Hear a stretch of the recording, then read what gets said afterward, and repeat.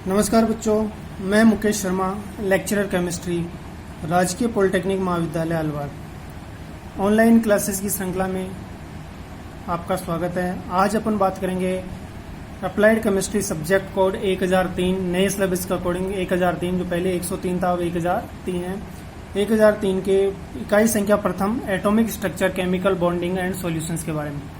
पहले सिर्फ chemical atomic structure की, अब इस नए सिलेबस में इसमें केमिकल बॉन्डिंग और सॉल्यूशन जोड़ा गया। अब इस यूनिट को 5 सब टॉपिक्स में डिवाइड किया गया है।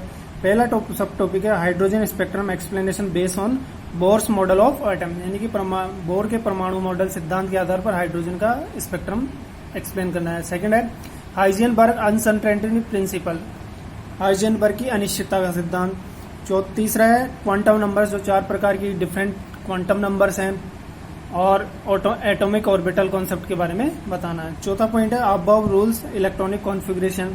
पांचवा सब टॉपिक है इसका solution, idea of solute, solvent and solution, और डिफरेंट कंसंट्रेशन एक्सप्रेशन मेथड्स के बारे में बात करेंगे। और लास्ट में इसमें जोड़ा गया पीएच। तो अब अपन सबसे पहले बात करेंगे पॉइंट नंबर फर्स्ट की, hydrogen spectrum explanation based on Bohr's model.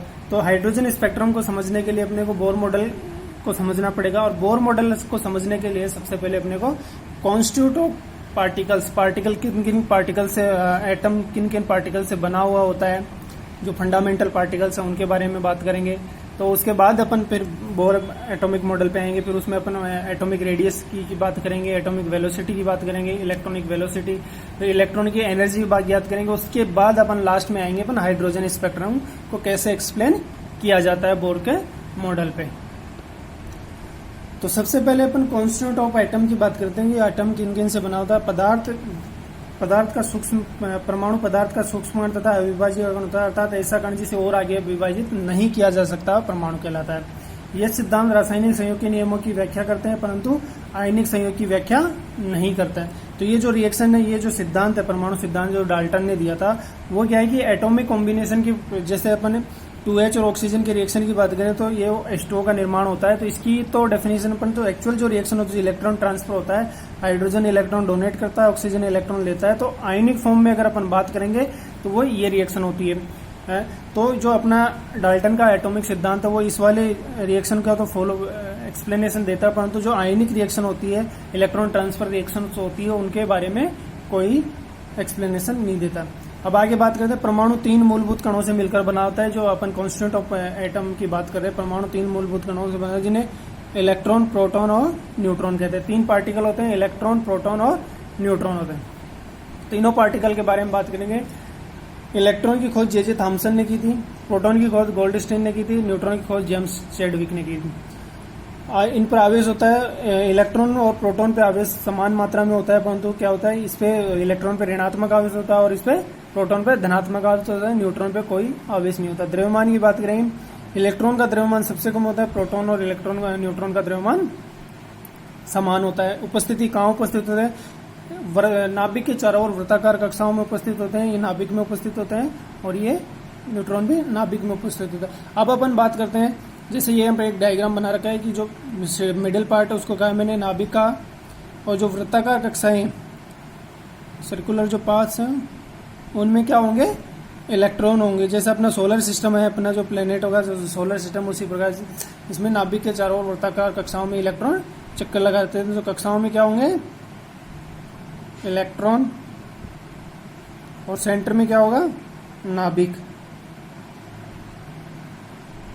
ठीक है, वृत्ताकार कक्षाओं में चक्कर लगाते रहते हैं। अब अपन बात करेंगे परमाणु क्रमांक। किसी भी एलिमेंट का परमाणु होगा, किसी भी परमाणु के नाभिक में उपस्थित धनावेश की संख्या उस परमाणु का परमाणु क्रमांक कहलाती है। धनावेश का मतलब प्रोटॉन, यानी कि अपन ये भी डेफिनेशन कह सकते हैं कि नाभिक में उपस्थित प्रोटॉन की संख्या उस परमाणु का परमाणु क्रमांक कहलाती है। ठीक है, या फिर अपन दूसरी डेफिनेशन की बात करें, परमाणु उदासीन परमाणु में उपस्थित इलेक्ट्रॉन की, उदासीन डेफिनेशन में वहां तो क्या नाभिक में उपस्थित प्रोटॉन की, अब मैं कह रहा हूं उदासीन परमाणु में उपस्थित इलेक्ट्रॉन की संख्या उस परमाणु का परमाणु क्रमांक कहलाती है। परमाणु विद्युत उदासीन होने के कारण परमाणु में प्रोटॉन की संख्या ऋण आवेशित इलेक्ट्रॉन की संख्या के बराबर होती है। अगर वो उदासीन परमाणु है तो वो इलेक्ट्रॉन और प्रोटॉन की संख्या बराबर होगी। क्यों होगी? क्योंकि उदासीन मतलब जितना पॉजिटिव चार्ज उतना ही नेगेटिव चार्ज होगा, तभी वो उदासीन होगा। तो अगर उदासीन परमाणु की बात करें तो यानी कि उसमें प्रोटॉन और इलेक्ट्रॉन बराबर होंगे, ठीक है ना। जैसे मैंने यहाँ पे लिख रखा है कि हाइड्रोजन का परमाणु क्रमांक 1 होता है, हीलियम का 2 होता है, लिथियम का 3 होता है, बेरिलियम का 4, बोरोन का 5। अब ये इसी क्रम में रखे जाते हैं। इसका मतलब ये है कि बोरोन की अगर बात कर रहे हैं अपन, बोरोन की बात कर रहे हैं मतलब बोरोन का परमाणु क्रमांक 5 है। इसका मतलब क्या है? इस परमाणु क्रमांक इसके नाभिक में कितने प्रोटॉन उपस्थित है? 5 प्रोटॉन उपस्थित है। या फिर दूसरे तरीके से ऐसे कह सकते हैं इसके पास कितने इलेक्ट्रॉन उपस्थित है? उदासीन अवस्था में 5 इलेक्ट्रॉन उपस्थित है। ठीक है, आगे चलते हैं अपन परमाणु द्रव्यमान। अभी मैंने जो डेफिनेशन बोली परमाणु क्रमांक, परमाणु में उपस्थित प्रोटॉन की संख्या या परमाणु में उपस्थित इलेक्ट्रॉन की संख्या। उदासीन परमाणु के लिए बात कर रहे हैं। अगर आवेशित होगा तो उसमें अलग अलग होगा। उदासीन परमाणु की बात करेंगे, जैसे यहाँ इनका उदासीन परमाणु में धनावेश। अब क्या होता है, जैसे कि अपन हाइड्रोजन का एक एग्जांपल ले, एक प्रोटॉन और एक इलेक्ट्रॉन होता है। धनावेशित आयन की बात करेंगे, धनावेशित आयन में क्या होगा? प्रोटॉन की संख्या इलेक्ट्रॉन की संख्या से ज्यादा होगी। धनावेश ज्यादा है, इसका मतलब इलेक्ट्रॉन प्रोटॉन की संख्या ज्यादा होगी। और ऋणावेशित आयन की बात करेंगे, प्रोटॉन की संख्या इलेक्ट्रॉन की संख्या से कम होगी। तो जैसे H+ की बात करें, यहाँ प्रोटॉन की संख्या 1 है, इलेक्ट्रॉन की संख्या 0 है। इसी प्रकार H- की बात करें तो यहाँ प्रोटॉन की संख्या 1 है, इलेक्ट्रॉन की संख्या, यानी कि जैसे ही अगर कोई परमाणु उदासीन अवस्था से आयनिक अवस्था में कन्वर्ट होता है, आयनिक मतलब आयनों की फॉर्म में कन्वर्ट होता है, अगर वो धनायन बना रहा है, धनायन का मतलब उसमें क्या होता है? इलेक्ट्रॉन निकल रहे हैं। अगर वो धनायन बना रहा है, धनायन बनाने का मतलब ये है कि उसमें उपस्थित प्रोटॉन की संख्या इलेक्ट्रॉन की संख्या से ज्यादा होगी। और अगर वो ऋणायन में कन्वर्ट हो रहा है, ऋणायन का कन्वर्ट हो रहा है मतलब ऋणावेश ज्यादा है, ऋणावेश ज्यादा का होने का मतलब क्या है? उसमें इलेक्ट्रॉन ज्यादा होंगे, क्योंकि ऋणावेश किसकी वजह से आ रहा है? इलेक्ट्रॉन की वजह से। जब इलेक्ट्रॉन ज्यादा होंगे तो क्या होगा? उसका आकार बड़ा होगा। ठीक है, अब अपन बात करेंगे, अब बेसिक चीजें अपन जो एटम के बारे में वो जान ली। अब अपन बातें बोर के परमाणु प्रतिरूप पर। बोर का परमाणु प्रतिरूप क्या कहता है? बोर का परमाणु प्रतिरूप नील्स बोर ने दिया था। नील्स बोर ने 1913 में दिया था बोर परमाणु प्रतिरूप की 4 अभिधारणाएं। मुख्य जो 4 अभिधारणाएं होती, सबसे पहली अभिधारणा, सबसे फर्स्ट पॉइंट है इसका, जो परमाणु में जो इलेक्ट्रॉन उपस्थित होता है वो नाभिक के चारों ओर स्थायी वर्ताकार, इंपॉर्टेंट बात, स्थायी वर्ताकार कक्षाओं में चक्कर लगाते रहते हैं, जिन्हें बोर कक्षा या ऊर्जा स्तर कहते हैं। चक्कर लगाते समय इलेक्ट्रॉन न तो ऊर्जा का उत्सर्जन करता है न अवशोषण करता है, यानी कि लगातार वो वृत्ताकार कक्षाओं में चक्कर लगाते रहते हैं और इस दौरान ना तो वो ऊर्जा का उत्सर्जन करता है ना ही अवशोषण करता है। जैसे कि एक डायग्राम यहाँ पे बना रखा है मैंने, दूसरा डायग्राम और बना लेते हैं कि जरूरी नहीं कि एक ही कक्षा हो, एक से ज्यादा भी कक्षा हो सकती है। जैसे ये अपना नाभिक है, इसके चारों ओर वे वृत्ताकार कक्षाएं 2, 3, 4 आवश्यकता अनुसार जितनी अपनी रिक्वायरमेंट है उसके अनुसार वृत्ताकार कक्षाएं बनाएंगे अपन। जब वृत्ताकार कक्षाएं बनाएंगे तो इनमें क्या होंगे? इलेक्ट्रॉन उपस्थित होंगे। जब ये इलेक्ट्रॉन क्या होता है? 2 प्रकार की मोशन करता है। जैसे कोई भी इलेक्ट्रॉन जब कक्षा में मूवमेंट करता है तो 2 प्रकार की गतियां करता है। एक तो इसके सेंटर के चारों ओर मूवमेंट करता रहता है, दूसरा एक अपने एक्सिस के, जैसे अर्थ सूर्य के चारों ओर चक्कर लगाती है, तो जो अपने एक्सिस पे जो चक्कर लगाती है उससे क्या होता है? 24 आवर्स डे एंड नाइट होते हैं। और जो सेंटर के चारों ओर, सूर्य के चारों ओर चक्कर लगाती है तो उससे अपना क्या होता है? 365 डे का एक साल बनता है। इसी प्रकार इलेक्ट्रॉन नाभिक के चारों ओर वृत्ताकार कक्षाओं में जब चक्कर लगाते हैं तो 2 प्रकार की गति करते हैं, एक तो अपने सेंटर के चारों ओर और एक अपने एक्सिस पे घूमते हैं। ठीक है, तो जब ये वृत्ताकार कक्षाओं में जब मूवमेंट कर रहे हैं, ठीक है ना, मूवमेंट कर रहे हैं तो गति के दौरान ना तो किसी प्रकार की ऊर्जा का उत्सर्जन करेंगे ना अवशोषण करेंगे। जब ऊर्जा का उत्सर्जन और अवशोषण कर ही नहीं है तो अपने यानी कि जो सर्कुलर पाथ है उस पर बने रहेंगे। ठीक है, तो वृत्ताकार पथ पर चक्कर लगाते समय इलेक्ट्रॉन पर 2 प्रकार के फोर्स काम करते हैं। जैसे कि ये डायग्राम अपना, यहाँ पे इलेक्ट्रॉन है, ये मूवमेंट कर रहा है, तो एक तो बाहर की तरफ मूवमेंट फोर्स लगेगा और एक अंदर की तरफ फोर्स लगेगा। ठीक है ना, यानी कि 2 फोर्स लगेंगे। इसको अपन F1 कह देते हैं, इसको अपन F2 कहेंगे। ठीक है, F2।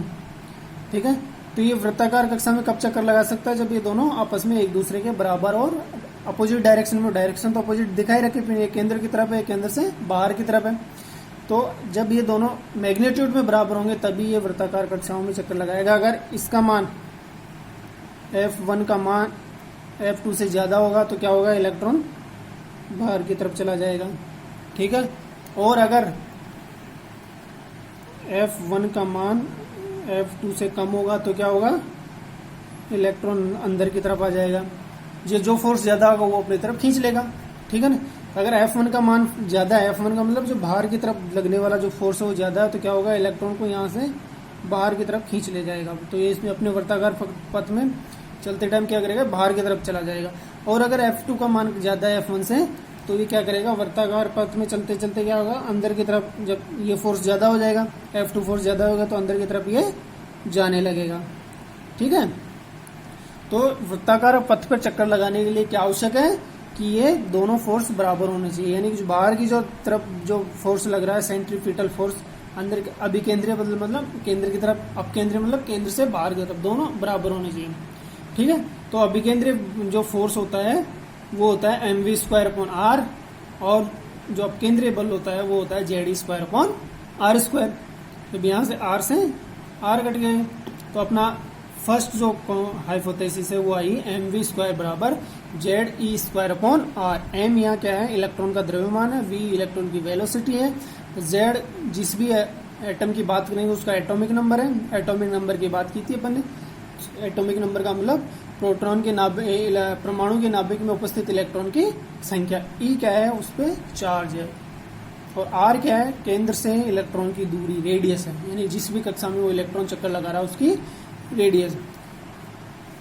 सेकंड हाइपोथेसिस है, सेकंड परिकल्पना है इलेक्ट्रॉन। दूसरा, इलेक्ट्रॉन केवल उन्हीं वृत्ताकार कक्षाओं में चक्कर लगाते हैं जिनके लिए कोणीय संवेग का मान h/2π का पूर्ण गुणज होता है। इंपॉर्टेंट बात है, कोणीय संवेग का मान h/2π का पूर्ण गुणांक में होता है। कोणीय संवेग का फॉर्मूला होता है mvr, और वो nh/2π, h/2π का मल्टीपल फैक्टर होगा। इसका मतलब ये है कि जैसे कि मैं अभी यहाँ डायग्राम बना रखा है, एक दूसरा डायग्राम बनाता हूँ मैं। जैसे कि ये नाभिक अपना, ठीक है, और ये कक्षा है, और ये दूसरी कक्षा है, और ये तीसरी कक्षा है। तो अपना जो फॉर्मूला है वो है mvr बराबर nh/2π। ठीक है, nh/2π, nh/2 का n का मतलब है, n का मान हमेशा क्या होगा? कंप्लीट होगा, कभी भी फ्रैक्शन में नहीं होगा, 0 नहीं होगा, 1.5 नहीं होगा, 0.5 नहीं होगा, या फिर 2.5 नहीं होगा। ठीक है ना, तो अब अपन बात करेंगे, यानी कि इसका मतलब ये है कि n का मान 1 मतलब ये पहली कक्षा, ये दूसरी कक्षा, ये तीसरी कक्षा। n का मान 0 नहीं हो सकता, 0 नहीं होने का मतलब जब कक्षा ही नहीं होगी तो इलेक्ट्रॉन कहाँ होगा? n का मान 0.5 नहीं हो सकता, 0.5 का मतलब यहाँ पे बीच में, यानी कि कक्षा और नाभिक के बीच में इलेक्ट्रॉन का स्टेबिलिटी नहीं हो पाएगी। इलेक्ट्रॉन कहाँ एग्जिस्ट करेगा? सिर्फ और सिर्फ सेल में, उसकी कक्षाओं में, और कक्षाओं के बीच में कभी भी एग्जिस्ट नहीं करेगा। यानी कि 0 पे, 0.5 पे, 1.5 पे कभी भी इलेक्ट्रॉन वृत्ताकार कक्षाओं में चक्कर नहीं लगाया। चक्कर कब लगाएगा? जब n का मान, यानी कि कक्षा की संख्या, n का मान 1, 2, 3, 4 यानी कि कंप्लीट मल्टीपल फैक्टर में होगा। तीसरी परिकल्पना है डेल्टा E बराबर E2 माइनस E1, यानी कि इसका मतलब ये है कि जब इलेक्ट्रॉन निम्न ऊर्जा स्तर से उच्च ऊर्जा स्तर में जाता है, या फिर उच्च ऊर्जा स्तर से निम्न ऊर्जा स्तर में आता है, तो दोनों कक्षाओं की ऊर्जाओं के अंतर के बराबर ऊर्जा का उत्सर्जन या अवशोषण करता है। अब जैसे मैं बताऊं, बात करें, ये पहली कक्षा, ये दूसरी कक्षा, ठीक है। अब इलेक्ट्रॉन यहाँ से अगर ये इधर जा रहा है, यानी पहली कक्षा से दूसरी कक्षा में जा रहा है, यहाँ ये पहली कक्षा, ये दूसरी कक्षा है, तो E1 माइनस E2, पहली कक्षा में एनर्जी E1 है, दूसरी कक्षा में E2 है, तो दोनों कक्षाओं की ऊर्जाओं के अंतर के बराबर वो ऊर्जा का या तो अवशोषण करेगा या उत्सर्जन करेगा। अवशोषण कब करेगा? जब निम्न ऊर्जा स्तर से उच्च ऊर्जा स्तर में जाएगा, ठीक है। एक ही वृत्ताकार कक्षा में अगर चक्कर लगा रहा है तो ना तो ऊर्जा का अवशोषण करेगा ना उत्सर्जन करेगा, परंतु जब निम्न ऊर्जा स्तर से उच्च ऊर्जा स्तर में जाता है कोई भी इलेक्ट्रॉन तो वो ऊर्जा का, और या तो जब जाता है तो अवशोषण करता है, जब उच्च ऊर्जा स्तर से निम्न ऊर्जा स्तर में आता है तो ऊर्जा का उत्सर्जन करता है। तो इसका मैथमेटिकल फॉर्म है वो डेल्टा ई बराबर E2 माइनस E1 बराबर h न्यू। चौथा पॉइंट अपना इलेक्ट्रॉन द्वारा उत्सर्जित ऊर्जा, उत्सर्जित कब करेगा जब निम्न ऊर्जा स्तर से उच्च ऊर्जा स्तर में जाएगा, या अवशोषित ऊर्जा, अवशोषित कब करेगा जब उच्च ऊर्जा स्तर से निम्न ऊर्जा स्तर से उच्च ऊर्जा स्तर में जाएगा।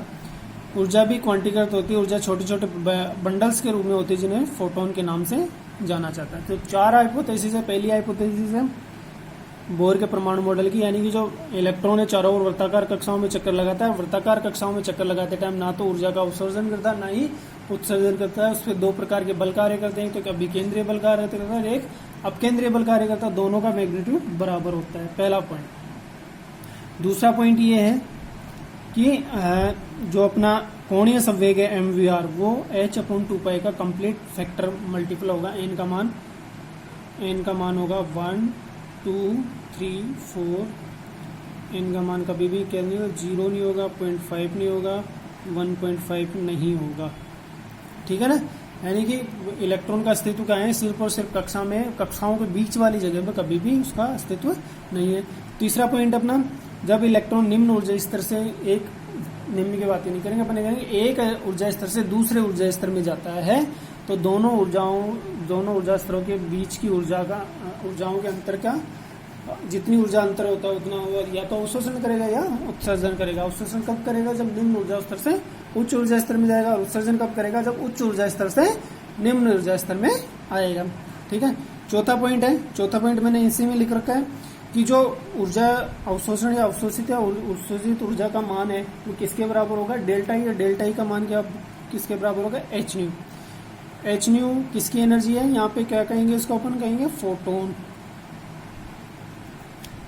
ठीक है। तो ये 4 परिकल्पनाएं हैं, आगे जो अपना हाइड्रोजन का स्पेक्ट्रम है उसको एक्सप्लेन करने में काम आएगी। तो सबसे पहले अब हाइड्रोजन को स्पेक्ट्रम का एक्सप्लेनेशन करने से पहले अपन क्या करेंगे, बोर कक्षा की रेडियस, बोर कक्षा में उपस्थित इलेक्ट्रॉन की वेलोसिटी और बोर कक्षा में उपस्थित इलेक्ट्रॉन की एनर्जी अपने को डिफाइन करनी पड़ेगी, फिर उसके बाद अपने को हाइड्रोजन स्पेक्ट्रम पे जाना है।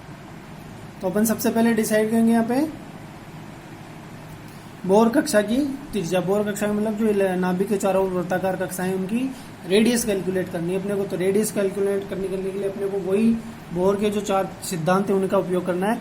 तो पहला सिद्धांत क्या था कि किसी भी कक्षा में उपस्थित इलेक्ट्रॉन चारों ओर वृत्ताकार कक्षाओं में चक्कर लगाता है तो ना तो ऊर्जा का उत्सर्जन करता है ना ही अवशोषण करता है। तो उसको मैथमेटिकल फॉर्म में लिखा था mv² बराबर Z² r। सेकेंड हाइपोथेसिस थी कि कोणीय संवेग h/2π का पूर्ण गुणा जाता है। तो पहली इक्वेशन और दूसरी इक्वेशन। तो सेकंड इक्वेशन से जब सेकंड इक्वेशन से अपन यहाँ v की वैल्यू निकालेंगे तो ये आ जाएगी NH/2π mr, ठीक है ना। तो v का मान, अब यहाँ से v का मान जो फर्स्ट इक्वेशन दे रखी है उसमें रखेंगे। जैसे mv² की जगह v का मान रखेंगे तो v की वैल्यू आई थी अपने h/2π, तो m ब्रैकेट NH/2π mr का होल स्क्वायर अपॉन बराबर Z² अपॉन, जब इस ब्रैकेट को हटाएंगे सब पे स्क्वायर आएगा। तो जैसे ही इसको ब्रैकेट को हटाएंगे तो आ जाएगा m 9² h² upon 4π m² r² Z² upon r। तो m से 1m से m कट जाएगा और यहाँ पे जो रेडियस स्क्वायर वो इस रेडियस से कट जाएगी। तो अपनी जो फाइनल वैल्यू आएगी वो आएगी n² h² upon 4π m r बराबर ZE², ठीक है। जब रेडियस यहाँ से निकालेंगे तो रेडियस का फॉर्मूला आ जाएगा r बराबर h² upon 4π me² into n² upon z। ये इसका फॉर्मूला आ जाएगा रेडियस का। तो अपने सिलेबस में रेडियस नहीं है, रेडियस अपना सिलेबस में सिर्फ और सिर्फ क्या है स्पेक्ट्रम है। तो यहाँ से अपने को जनरल आइडिया लेना है कि रेडियस कैसे निकालते हैं। जब ये h के यहाँ पे प्लैंक कांस्टेंट है, पाई का मान फिक्स है, m इलेक्ट्रॉन का द्रव्यमान है, इलेक्ट्रॉन का चार्ज है, n माने number of orbit, number of cell है, कौन से कक्षा में वो इलेक्ट्रॉन उपस्थित है, और z क्या है यहाँ पे z क्या है यहाँ पे परमाणु का परमाणु क्रमांक। जब इनकी सबकी वैल्यू रखेंगे तो अपनी जो फाइनल इक्वेशन आएगी वो आएगी R बराबर 0.529 n² अपॉन जेड एंगस्ट्रॉम। ठीक है ना, तो ये अपना रेडियस का फॉर्मूला आएगा।